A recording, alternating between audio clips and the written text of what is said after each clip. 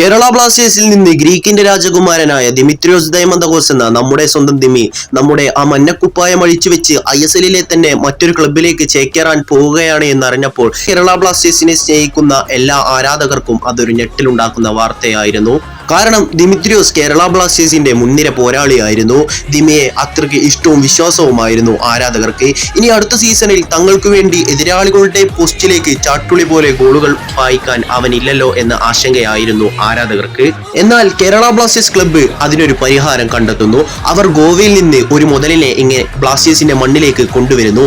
എന്നാൽ ഇത് ദിമിക്ക് പകരക്കാരനാകുമോ എന്ന് പലരും ചിന്തിച്ചിരുന്നു. എന്നാൽ ഡ്യൂറന്റ് കപ്പിലെ അവന്റെ പ്രകടനം കണ്ട് അങ്ങനെ ചിന്തിച്ചവർ പോലും കൈയടിച്ചിട്ടുണ്ടാവണം.